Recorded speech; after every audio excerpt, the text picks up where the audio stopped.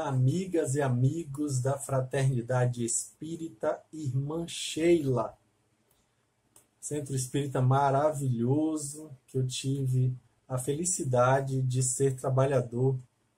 É uma maravilha poder estar aqui nessa tarde de domingo, trazendo um pouquinho de informações para nosso aprimoramento espiritual, nossas reflexões. Eu sou o professor Danilo Cruz, trabalhador do Centro Espírita Paulo e Estevão, e hoje nós vamos falar um pouquinho sobre André e Mateus, os dois apóstolos do Cristo, que têm grandes exemplos para nos inspirar na nossa evolução espiritual. Mas antes, eu convido a todos para um momento de oração. Amado Mestre Jesus, cá estamos nós mais uma vez reunidos em Teu nome, buscando nos esclarecer. Ajuda a nossa incredulidade, auxilia para que nossa receptividade à Tua mensagem benfazeja seja nítida. Faz com que nossos corações e mentes se tornem permeáveis à Tua presença amorosa, a nos insuflar boas proposições para nosso existir. Que o Teu amor possa ser por nós percebido, visto ser Ele incessante. Ser conosco agora e sempre, Mestre, que assim seja. Maravilha! Vamos lá. Vamos falar um pouquinho sobre a experiência desses apóstolos maravilhosos que trazem tanto aprendizado para a gente na medida em que nos exemplificam de forma bem pessoal a sua experiência que se assemelhem muito com a nossa própria. Eu gosto de pensar que a experiência dos apóstolos serve para nós como referência na medida em que nós conseguimos identificar em nós mesmos características próximas das suas personalidades. É como se eles trouxessem para nós características bem pontuais. E eu gosto de pensar dessa forma, de que os apóstolos têm, cada um deles, peculiaridades que se assemelham aos nossos percalços, às nossas dificuldades, às nossas imperfeições, às nossas agruras, os nossos desafios pessoais. Então, eles trazem, através da sua vivência, um aprendizado notório que vai reverberar nos nossos próprios aprendizados. Isso traz em nós ressonâncias, que nós temos neles grandes metáforas, grandes símbolos de como a mensagem do Cristo resvala em nós outros.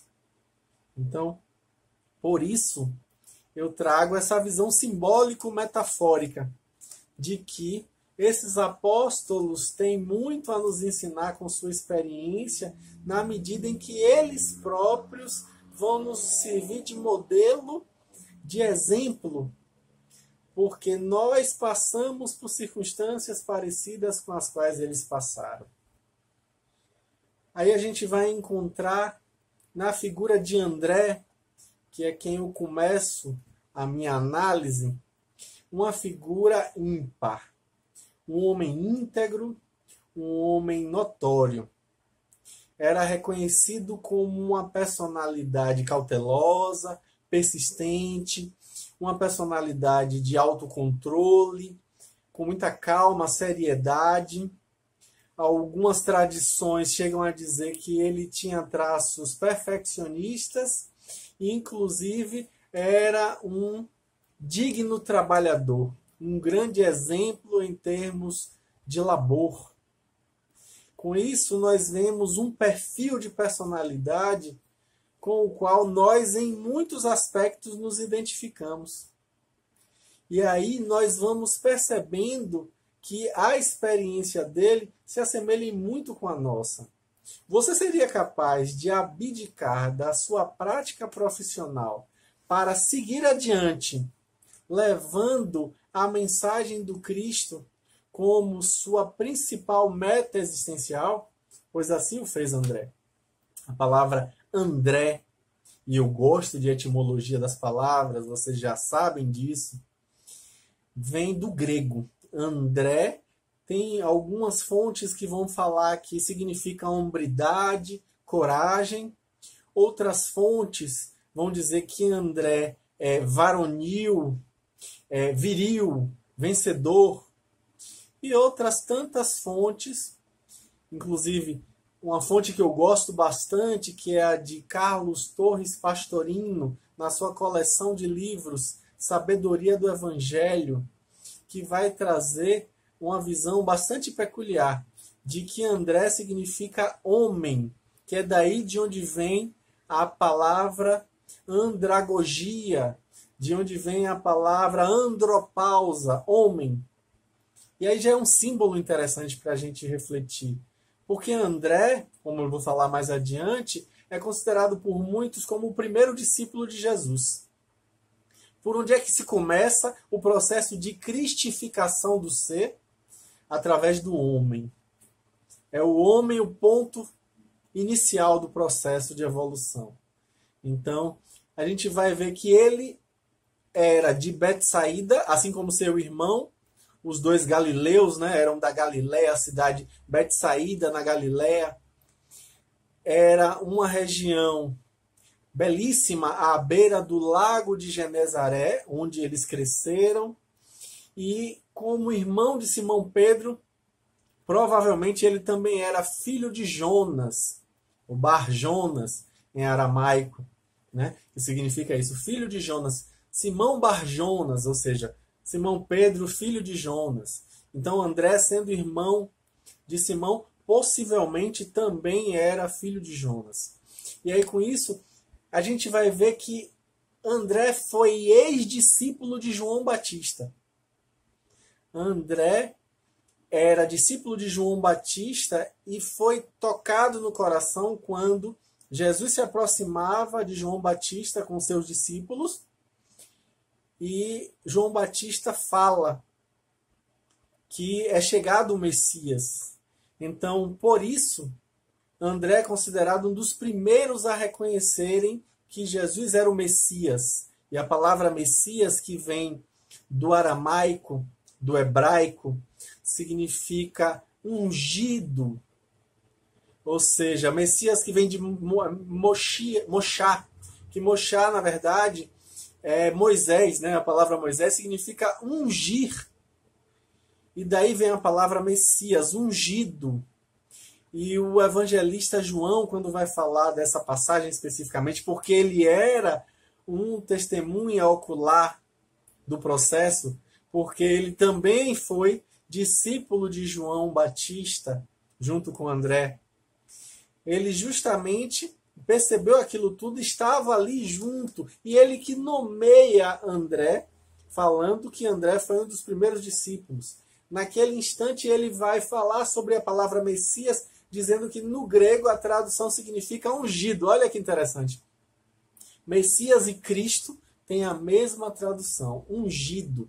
E aí é bom lembrar, né, que ungido no sentido de untado, de besuntado, mas aí no sentido mais iniciático, mais místico, como o iniciado, como aquele que Cristo, sendo impregnado da divindade, embebido de Deus.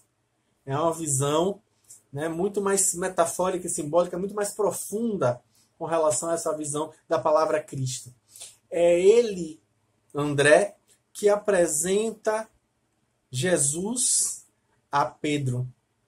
Na manhã seguinte, ao primeiro contato que ele tem com Jesus, ele apresenta a Pedro dizendo que havia chegado o Messias. Só que é interessante a passagem em que André e João se aproximam de Jesus após a fala de João Batista, porque eles dois chegam e André fala: Rabi, onde moras? Ou seja, mestre, onde moras? E nos evangelhos, em lugar nenhum, a gente vai ver, fala sobre onde Jesus mora. Não existe isso, né? Até em uma determinada outra passagem tem lá escrito que as raposas têm seus covis, os pássaros têm seus ninhos, mas o Filho do Homem não tem sequer uma pedra para descansar a sua cabeça. Então, qual é a resposta de Jesus quando tanto André quanto João chegam perguntando onde ele mora? Ele diz assim: vinde e vês. Ou seja, venham ver. E a partir dali, eles são considerados os primeiros discípulos de Jesus. Não à toa que a tradição ortodoxa grega chama André de uma forma bem peculiar. Eles chamam André de protocletos, ou seja, o primeiro a ser chamado. É o iniciante do processo, juntamente com João, mas como ele que se direciona primeiro ao Cristo, ele é considerado o primeiro de todos. Segundo as tradições, ele pregou na Trácia, na região onde hoje é a Rússia, ele pregou na região onde hoje é a Romênia, a Ucrânia, Kiev, ele vai até Kiev, e vai à Turquia, na antiga Bizâncio, que depois virou Constantinopla e que atualmente tem o nome de Istambul. E por isso ele é considerado o padroeiro da cidade de Istambul, porque ele foi o fundador da comunidade, a eclésia. Comunidade em grego significa eclésia, que é de onde vem a palavra igreja. Comunidade, significa comunidade. Pois bem, aí é que a gente vai ver que essa comunidade é fundada por André e ele vai adiante, seguindo na sua mensagem do Cristo, se tornando um mártir na Acácia, ou Acaia, como prefiram falar, morrendo aos 60 anos na cidade de Patras, crucificado. E é bom também falar que ele morre e diz que não era digno de ser crucificado como seu mestre. Por isso ele é crucificado em uma cruz em forma de X, que hoje é considerada a cruz de Santo André, que está em algumas bandeiras de alguns países, na verdade. Pois bem, essa cruz aí é a cruz que crucificou André. Exatamente desse jeito. Como seu irmão, que também pediu para não ser crucificado como Jesus, e foi crucificado de cabeça para baixo por Nero.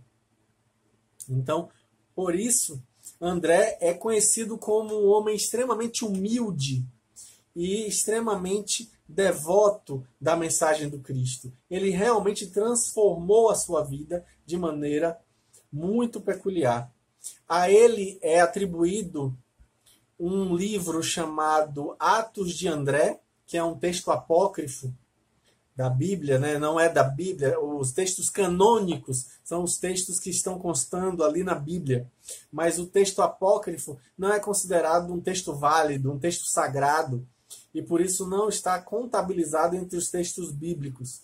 Esse texto apócrifo, um nome interessante, né? Ele vai ter características um tanto quanto extravagantes, ele fala de milagres estranhos, extravagantes, inclusive assemelham muito André a Jesus. Lá diz que André foi capaz de acalmar a tempestade, que ele foi capaz de ressuscitar mortos, de curar cegos. Diz que ele foi capaz de vencer guerras apenas fazendo o sinal da cruz, aquele sinal afeito à tradição católica. Então, nesse livro que foi escrito por volta do século II depois de Cristo, a gente vai encontrar, inclusive, uma feição um tanto quanto moralista dele, na medida em que lá está escrito que ele causou a morte de um feto, de um filho supostamente ilegítimo, e resgatou uma criança que era filho de uma mãe incestuosa. Só que essa mãe incestuosa, como está lá no discurso do texto, acusou André. E nessa acusação é Deus, segundo o texto do livro Atos de André, mandou um terremoto para assolar aquela região, libertando tanto André quanto o menino. Aí a gente vai ver, né, que esse texto é considerado por muito como um texto gnóstico, ou seja, um texto mais focado em autoconhecimento do que na mensagem do Cristo, e por isso é considerado um texto herético. É uma heresia, é mal visto pela tradição cristã nascente. Então, por isso ele não é aceito como um texto válido. Aí é interessante a gente perceber que, com todas essas descrições, aí a gente vai ver que ele era, sem dúvida, um grande médium, né? Que André tinha dons mediúnicos notórios. É bem curioso ver isso. Tradições esotéricas, místicas, vão associar André ao signo zodiacal de Capricórnio. Né? Vão falar que ele, dentre os 12 apóstolos, como os 12 signos, representa Capricórnio com sua vinculação com o planeta Saturno, com o elemento Terra e com suas características bem peculiares. Só que isso é visto de uma forma simbólica, metafórica, e não de uma forma literal. É bom a gente deixar bem claro. E nessa visão mística, esotérica, vai se associar a 10ª casa zodiacal, ou seja, a 10ª coluna zodiacal, com o 10º trabalho de Hércules, que foi a morte do cão Cérbero, o cão guarda na entrada do mundo avernal, do mundo de Hades, do mundo dos mortos. Nessa visão, a gente vai ver que, na verdade, essa tarefa de Hércules, porque Hércules tem 12 tarefas para se tornar um imortal.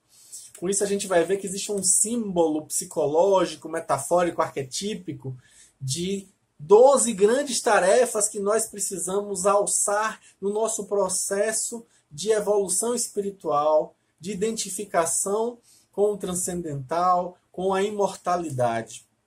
E aí esse 10º trabalho seria justamente o trabalho de liberar a humanidade do desejo pela matéria. É a mensagem dessa visão mística, esotérica.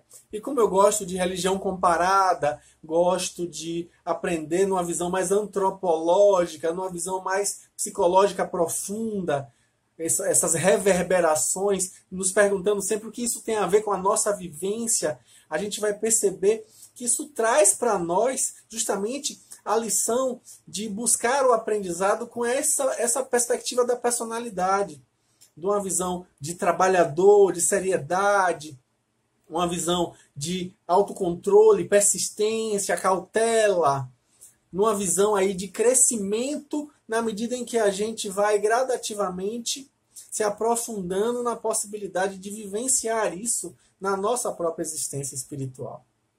E aí crescemos com essa experiência, crescemos com o desapego na proposição do 10º trabalho de Hércules, a mensagem do desapego da matéria, da desmaterialização do ser. É interessante, né? E aí eu trago uma visão que também é bem peculiar, que é uma visão trazida por Khalil Gibran, ele que escreveu o livro Jesus, Filho do Homem, e em cada um dos capítulos traz uma visão diferente sobre Jesus. E aqui eu estou trazendo a visão de André, pelo menos alguns trechos da visão que ele traz, né, porque é um texto um pouco mais longo, mas que traz reflexões interessantes. Ele diz assim, André falando, né, André descrevendo a sua experiência com Jesus. A amargura da morte é menos amarga que a vida sem ele, sem Jesus. Os dias foram calados e também silenciosos, quando também ele foi silenciado. Apenas o eco em minha memória repete suas palavras, mas não a sua voz. Certa vez, ouvi-o dizer, ide em vossa ânsia para o campo e sentai por entre os lírios, e ouvireis murmurando ao sol. Eles tecem panos para suas vestes, eles não tecem panos para suas vestes, melhor dizendo, nem erguem madeiras ou pedras para o abrigo, e todavia eles cantam. Aquele que trabalha na noite preenche suas necessidades e o orvalho de sua graça está em suas pétalas. E não sois vós também seu cuidado, ele que nunca se cansa nem repousa? E outra vez ouviu dizer: os pássaros do céu são contados e listados pelo vosso Pai, assim como são numerados os cabelos de vossa cabeça. Nenhum pássaro cairá aos pés do arqueiro, nem cabelo da vossa cabeça se tornará grisalho ou cairá no vazio da idade, sem que ele o queira. E novamente ele disse: ouvi-vos murmurar em vosso coração: nosso Deus será mais misericordioso conosco, filhos de Abraão, do que com aqueles que não o conhecem desde o princípio.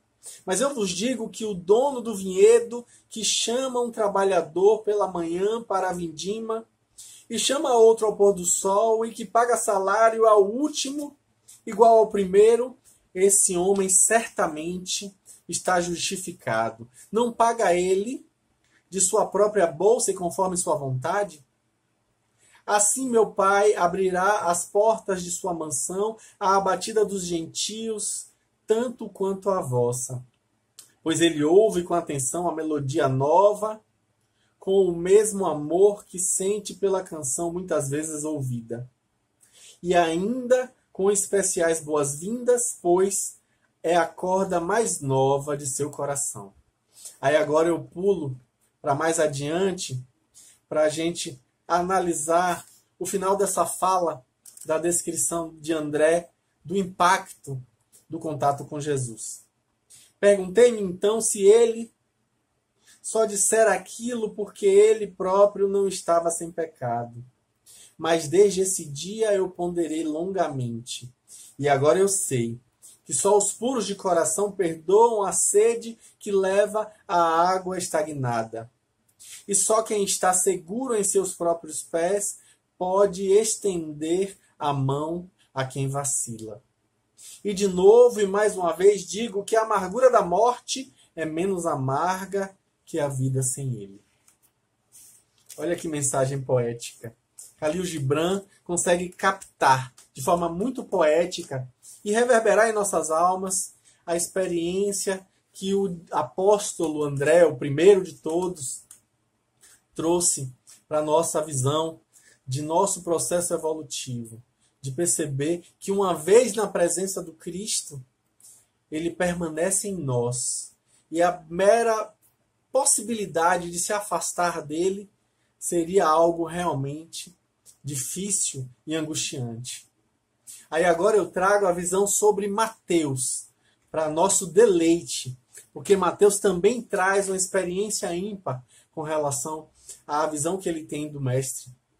Mateus, que em hebraico significa dom de Deus, dádiva de Yahvé, de Jeová, recompensa de Deus, foi o nome que Jesus deu a Levi, o publicano, o coletor de impostos, tão detestado pela cultura vigente.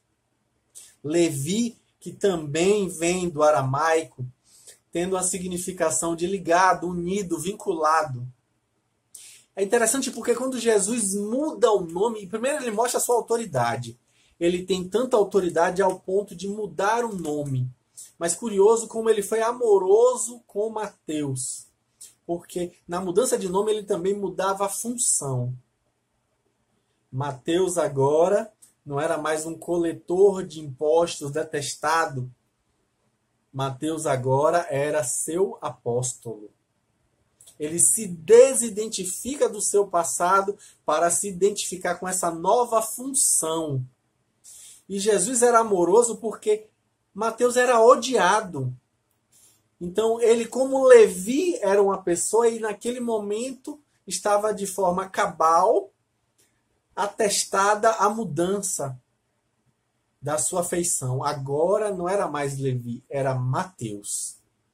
Então, foi uma forma amorosa de Jesus de cuidar de Mateus, até para que ele próprio fosse aos poucos se desidentificando desse seu passado, para se identificar com o porvir, que seria bastante tormentoso, e a gente já vai ver por quê.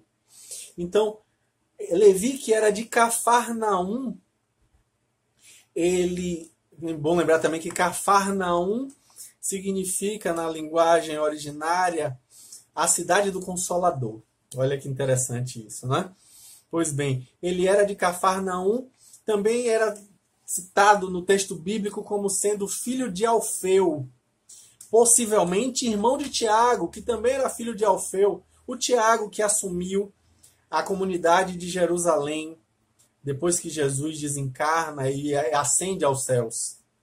Pois bem, Tiago, que inclusive é detestado por muitos na leitura de Paulo e Estevão, é ele mesmo, que no final se mostra um homem profundamente transformado e humilde nas suas visões, muitas vezes severas, com relação à tradição judaica que ele abraçou firmemente. Pois bem, esse Tiago aí era justamente o irmão de Mateus, supostamente, porque a gente não sabe exatamente, não fica muito claro se tinha outro Alfeu, a gente não sabe. Mas ambos eram considerados filhos de Alfeu, então supostamente são irmãos. Aí a gente vai ver que ele era publicano, ou seja, ele era um coletor de impostos para Herodes Antipas e ficava justamente ali nas cercanias de Cafarnaum, que era próximo da cidade de Tiberíades. Era uma espécie de posto alfandegário, onde ele cobrava parcelas do lucro das pessoas, do que as pessoas transportavam. Então, com isso, ele era detestado, principalmente porque ele estava, na verdade, comprando o direito de cobrar impostos, comprando de Roma o direito de cobrar impostos dos seus concidadãos. E, além disso, ele tinha muito contato com os gentios, ou seja, os povos não hebreus, não judeus. E aí, por isso, ele era detestado. Profundamente detestado. Os publicanos eram considerados pessoas impuras, a ponto de, por exemplo, em um determinado julgamento, eles não poderiam ser considerados possíveis juízes desses julgamentos, ajudantes, testemunhas, de jeito nenhum, porque supostamente eram pessoas que não tinham dignidade para tanto. Olha que impacto é isso, né? E aí, com isso, a gente vai perceber que se Mateus tinha esse cargo, isso quer dizer que ele era o mais culto dos apóstolos, porque ele era intelectual, ele havia sido alfabetizado, provavelmente em aramaico, mas ele havia sido alfabetizado, diferente dos outros que não tinham essa cultura. E por isso ele é considerado por muitos como o primeiro dos evangelistas, o primeiro a escrever o evangelho. Apesar de que isso é bem controverso, mas vale a pena a gente discutir isso. É contado que ele foi o único dos chamados pessoais de Jesus nos evangelhos sinóticos. Quais são os evangelhos sinóticos? O evangelho de Mateus, o próprio, o evangelho de Marcos e o evangelho de Lucas, que são evangelhos que trazem visões parecidas dos mesmos fatos. O único evangelho que destoa um pouco, que traz fatos diferentes, é o evangelho de João. Pois dentre os sinóticos, o único chamamento pessoal é o de Mateus. Jesus vai até Mateus e chama ele, segue-me, convoca ele a seguir.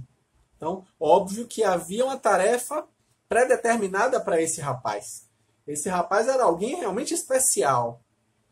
E aí ele vai ser chamado pessoalmente por Jesus. Jesus vai lá pessoalmente, chama. E nesse momento, Jesus é convidado por Mateus para um banquete que é dado no dia seguinte. E esse banquete é uma espécie de despedida de Mateus com seus amigos publicanos. E por isso, inclusive, Jesus era mal visto, porque ceava com os publicanos, com os homens de má vida. E é nesse momento que Jesus dá uma das melhores lições, na minha opinião pessoal, de todos os evangelhos, quando ele diz que ele não veio para os sãos, ele veio para os doentes. Aquela frase clássica, quando ele diz exatamente, não vi para chamar os justos, mas os pecadores ao arrependimento, como diz Lucas no capítulo 5, versículo 29. Aí a gente vai ver que Mateus era extremamente impopular, pelo fato de ser um ex-publicano, digamos assim. Ele era odiado por judeus, e é bom lembrar que os outros apóstolos eram judeus, os outros discípulos, a palavra discípulo significa aluno. Enquanto que apóstolo quer dizer emissário, né? Quer dizer justamente aquele que é enviado para uma tarefa. Daí a diferença, né? Que apóstolos só são 12 que Jesus confiou. E discípulos são muitos, são muitos. Chega até a ter discurso de 72 discípulos durante o Pentecostes. Então, são muitos outros, né? Aparentemente, nos evangelhos, Mateus é sempre visto ao lado de Tomé. Não se sabe se é exatamente um parceiro de Tomé, um grande amigo, alguém que está sempre muito próximo de Tomé. E ele é contado como uma das testemunhas, tanto da ressurreição quanto do fenômeno da ascensão de Jesus. Então, com isso, a gente percebe que ele estava presente em diversos dos momentos importantes de Jesus. É curioso porque ele, sendo mais culto, mais inteligente e que trabalhava com dinheiro, supostamente ficaria responsável pela bolsa de recursos do colégio apostólico, mas não é o que acontece. Jesus confia a Judas Iscariotes o trabalho de tesoureiro daquele grupo. Olha que interessante, né? E aí a gente fica se perguntando por que será que Jesus estava ali já antevendo o fato de que Judas trairia ele por aquela quantidade de moedas de prata? Pois bem, o que importa é que Mateus dá uma grande guinada na sua vida. Ele, de rico, que era realmente uma pessoa de posses, doa tudo que tem e segue Jesus de maneira incondicional. É um grande exemplo para nós. Ele é considerado o autor do primeiro dos evangelhos, supostamente o primeiro dos evangelhos, o chamado Evangelho dos Hebreus, porque é um evangelho direcionado aos judeus. É um evangelho em que se fala muito do Messias, que são linguagens, são falas bem apropriadas dos hebreus. É que fala das diversas profecias a respeito da chegada do Messias. Então, por isso é considerado o Evangelho dos Hebreus. Aí a gente vai ver que é também o considerado o Evangelho dos Apóstolos, porque é o primeiro a descrever, né, uma fala dos apóstolos, e também é considerado o texto da logia. O que é logia ou lógia? Apesar de que eu gosto mais da pronúncia logia, que são os ensinamentos verbais do Cristo, a tradição oral cristã nascente, né? A gente vai ver que, sem dúvida alguma, o exemplo de Mateus é uma grande lição de desapego, e a gente vai ver muito isso nos textos do evangelho dele. É quando a gente vai ver ele falar sobre a necessidade de doar todos os seus bens e seguir Jesus, é que ele vai falar que não pode se servir a Deus e ao dinheiro, ou a Deus e a mamon. É ele que vai trazer essas informações justamente porque ele está falando da experiência dele, daquela vivência dele. É considerado o primeiro evangelho porque foi escrito supostamente entre 54 e 62 depois de Cristo. Além disso, né, existem algumas outras visões que vão dizer que, na verdade, o primeiro evangelho foi o de Marcos e que o de Mateus foi escrito baseado no de Marcos e em um outro texto que não foi encontrado até hoje, chamado Fonte Q.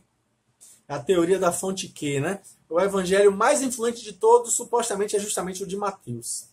Talvez por ser o primeiro, seja o mais lido, inclusive. É o único dos evangelhos em que a gente vai ver a situação da humildade de Mateus. Porque ele se denomina Mateus o publicano. Nos outros ele é identificado como Levi, filho de Alfeu. Ou seja, aí está, né, o exemplo de humildade que acometeu o aprendizado de Mateus perante a sua tarefa. Ele que, após a ascensão do Cristo, vai pregar tanto na Judéia, na Pérsia, na Macedônia, que é ali na região no norte da Grécia. Ele vai para o Egito, para a Pártia e para a Etiópia, na África. E lá, inclusive, ele morre mártir na cidade de Nabadá, defendendo Efigênia da Etiópia, a santa da igreja, Santa Efigênia. Defendendo, ele também morre por conta dessa situação. E aí, voltando àquela visão de religiões comparadas, eu trago o olhar também do esoterismo, do misticismo, visões de outras perspectivas e tradições espirituais que vão identificar Mateus com a coluna zodiacal de Gêmeos, com o elemento ar, com o planeta Mercúrio, que vai dizer o quê? Que é justamente a característica de personalidade dele, é uma característica mais curiosa, mais adaptável, perspicaz, é alguém mais comunicativo. Daí o fato dele redigir. Supostamente ele tomava notas dos ensinamentos de Jesus durante as pregações. E aí, com isso, ele também vai ter a característica de anticonvencional, de o literário. Ele é comparado ao terceiro, como a terceira casa zodiacal, terceira coluna zodiacal, o terceiro trabalho de Hércules, que na tarefa de ascensão espiritual, de ascensão evolutiva, Hércules é tomado ali como um grande exemplo desse trabalho de aprimoramento pessoal. E o terceiro trabalho se refere à colheita dos pomos de ouro, as maçãs de ouro, das Hesperides.